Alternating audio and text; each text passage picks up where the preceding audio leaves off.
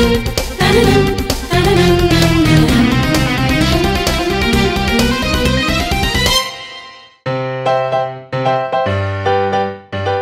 Viewers, welcome to Hyderabadi రుచులు.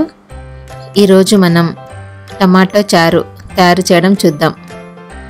టమాటా రసం తయారు చేయాలంటే ముందుగా ఉసిరికాయ అంతా చింతపండును తీసుకొని నానబెట్టి రసం తీసి పెట్టుకోవాలి. ప్యాన్లో ఆయిల్ వేడెక్కిన తర్వాత 1 టీ స్పూన్ ఆవాలు, 1 టీ స్పూన్ జీలకర్ర, 4-5 ఎండుమిర్చి ముక్కలు వేసుకొని వేయించుకోవాలి. తర్వాత పొడవుగా కట్ చేసి పెట్టుకున్న 2 ఉల్లిపాయలని వేసుకోవాలి. ఉల్లిపాయలు కొంచెం సేపు వేగిన తర్వాత పొడవుగా కట్ చేసి పెట్టుకున్న పచ్చిమిర్చిని వేసుకోవాలి.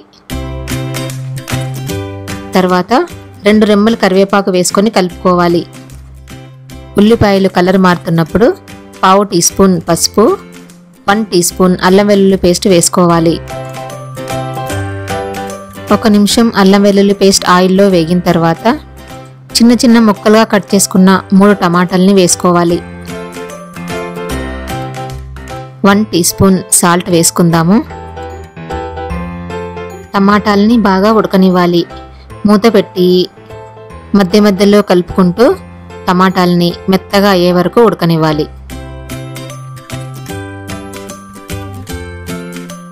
టమాటా బాగా ఉడికిపోయింది కదా. ఇప్పుడు ముందుగా తీసి పెట్టుకున్న చింతపండు గుజ్జుని వేసుకోవాలి. కావలసినన్ని వాటర్ వేసుకొని దాంట్లో 1 టీ స్పూన్ కారం పొడి, 1 టీ స్పూన్ సాల్ట్ ఆల్రెడీ వేసుకున్నాం కదా, చూసుకొని వేసుకోవాలి. 1/2 టీ స్పూన్ ధనియాల పొడి, 1 టీ స్పూన్ నువ్వుల పొడి, 1/2 టీ స్పూన్ జీలకర్ర మెంతుల పొడి, 1 టీ స్పూన్ బెల్లం వేసుకొని కలుపుకోవాలి. ధనియాల పొడి, నువ్వుల పొడి, జీలకర్ర మెంతుల పొడి వేసుకున్నాం కదా, ఇంకా రసం పౌడర్ వేసుకోవాల్సిన అవసరం లేదు. ఈ పొడులేమీ అవైలబుల్ లేకపోతే రసం పౌడర్ అయినా కూడా వేసుకోవచ్చు.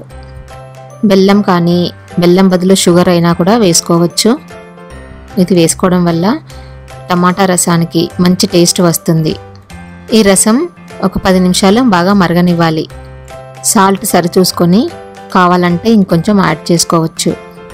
బాగా మరిగిన తర్వాత కొత్తిమీర వేసుకొని 1 నిమిషం పాటు మరగనిచ్చి స్టవ్ ఆఫ్ చేసుకోవాలి.